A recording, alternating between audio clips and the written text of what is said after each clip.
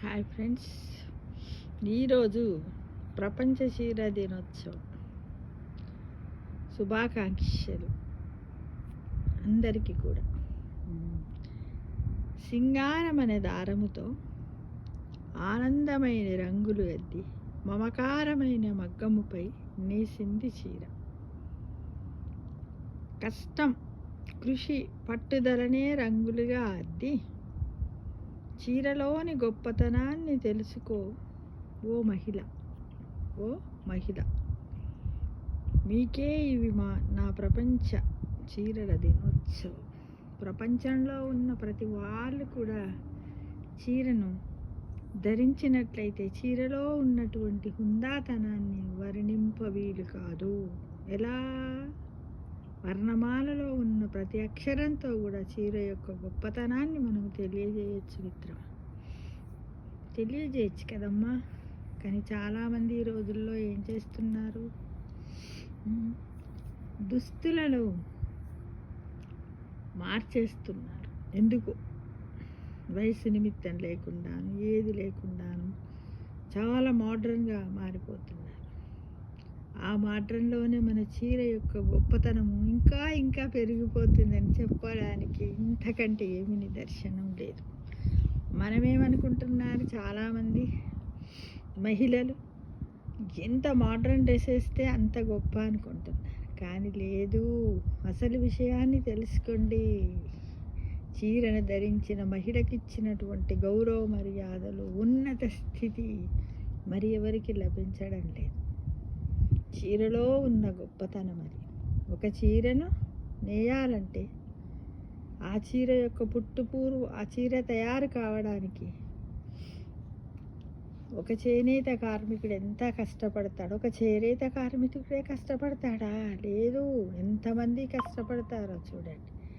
రైతు పత్తి పెడతాడు, ఆ పత్తి పండిన తర్వాత తీసి తన మార్కెట్లో అమ్ముతారు. దాన్ని వేరే వ్యాపారస్తులు కొంటారు. ఆ వ్యాపారస్తులు తీసుకుపోయి మగ్గంకి ఇస్తారు, అంటే దుస్తులను తయారు చేసే పరిశ్రమకి ఇస్తారు. అక్కడ వాళ్ళు దారాలుగా చేసి ఆ తర్వాత చేతి మీద నేస్తారు. తెలుసు కదా మనకు, మహాత్మా గాంధీ చక్రంతో చుట్టాడు కదా.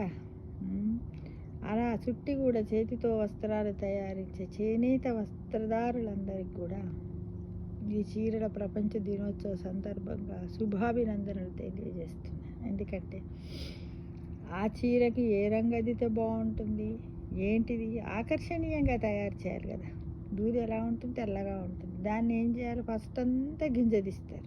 మనం చిన్నప్పుడు చదువుకున్న పాఠంలో గింజ తీసేదానికి ఒక పేరు ఉంటుంది. తర్వాత దారం చేస్తే ఆ దారాన్ని కండెలుగా చేయాలి. ఆ కండెలను మళ్ళీ ఇలా మగ్గం మీద అటు ఇటు దారాలను పడుగు పేక అనే పద్ధతి లోపల దాన్ని అమర్చాలి. ఆ తర్వాత వాళ్ళ దగ్గర ఒక చెక్క ఉంటుంది. ఆ చెక్కతోటి కొద్దిమంది అంటే చేనేత మగ్గస్తులు తన శ్రమను, తన బలాన్ని, తన చెమటనే, తన రక్తాన్ని చెమటగా మార్చి ఆ శ్రమతోటి దాన్ని తొక్కుకుంటూ, మనం సైకిల్ ఎలా తొక్కుతాము వాళ్ళు కూడా అలా తొక్కుకుంటూ గుడ్డని వేస్తారు. కనీసం ఒక ఆకర్షణీయమైనటువంటి ఒక చీర తయారు కావాలంటే ఎంతమంది శ్రమ ఉందో చూడండి. ఆ చీర నేయడానికి కూడా ఎన్ని రోజులు పడుతుంది. మనము చిన్నగా ఒక ఏదైనా పాత గుడ్డను కుట్టేటప్పుడు కొంచెం దారపోగా అటు ఇటు వస్తున్నది చిక్కుముడి పడిపోతుంది కదా. ఆ చిక్కుముడి పడకుండా వాళ్ళ యొక్క పరిశీలనకు, వాళ్ళ యొక్క నైపుణ్యానికి, వాళ్ళ క్రియేటివిటీకి మనం వాట్సాప్ చెప్పాలి కదా.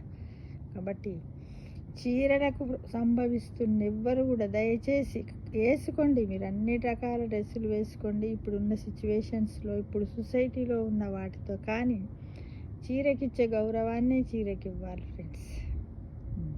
ఎందుకంటే శుభకార్యాలప్పుడు నువ్వు ఇంట్లో చీర కట్టుకొని తిరిగితే రంగురంగుల్లో ఎంత బాగా అనిపిస్తుంది చూడండి. ఏ గుళ్ళోనైనా అమ్మవారికి ఏదన్నా మోడ్రన్ డ్రెస్ వేసేసారా?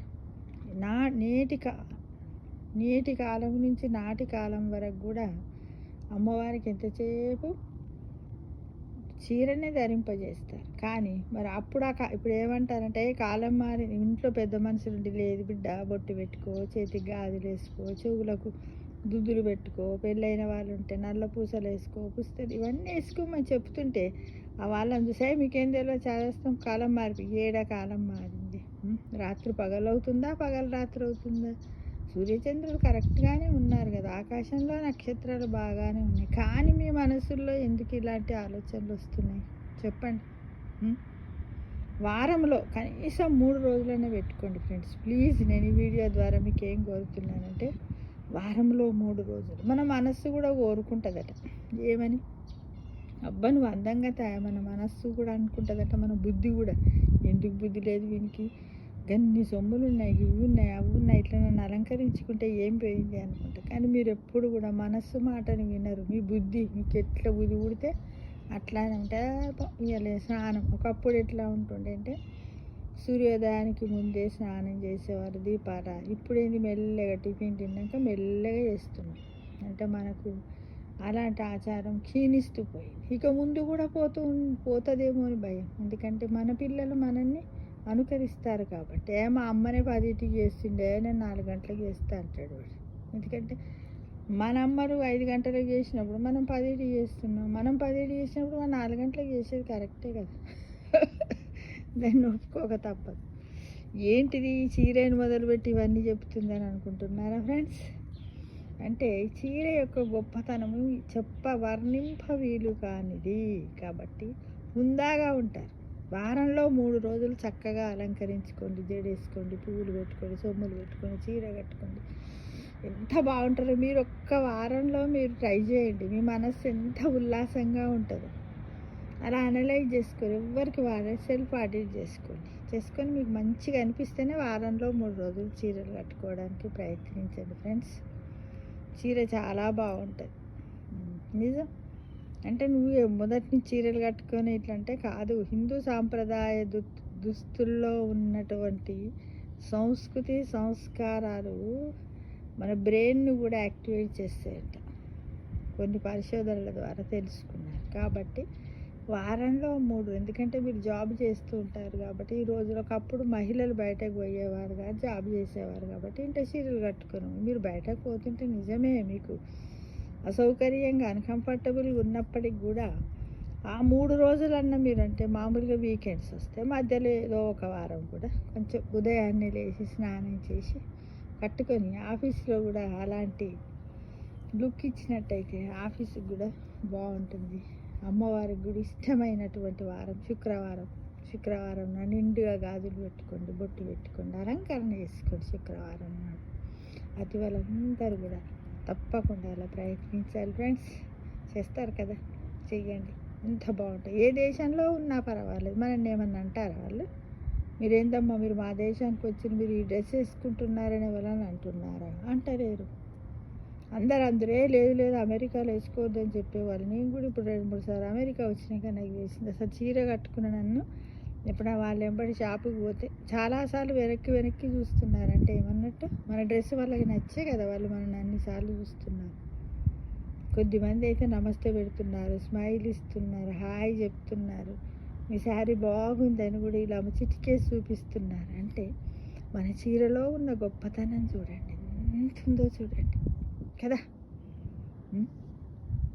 ఎంత తెలుసా అంటే మన కనీసం ప్రతి సంవత్సరం ఈ డిసెంబర్ 21 రోజన్న మనం చీర కట్టుకోవడానికి ప్రయత్నం చేయండి.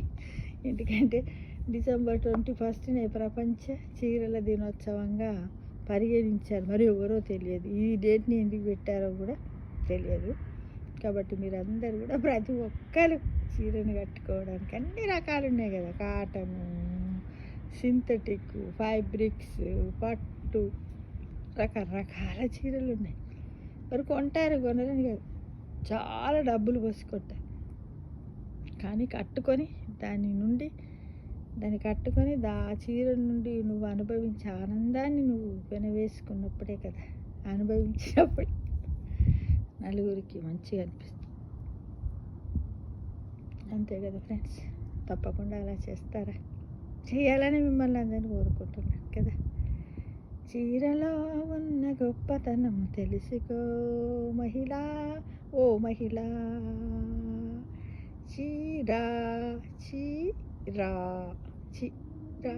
చీర చిగురాకులాగా రమ్యమైనది, చిగురాకులాగా రమ్యమైనది చీర అని అనుకోవాలి. నేను ఊరికే విడదీసి చెప్తున్నాను అంతే.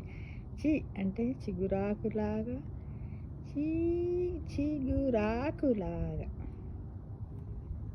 మన మనస్సును కూడా చిరునవ్వులతో రంజింపజేసేది కూడా చీర అని అనుకోవచ్చుగా ఫ్రెండ్స్. తప్పకుండా ప్రతి ఒక్కరు కట్టుకో.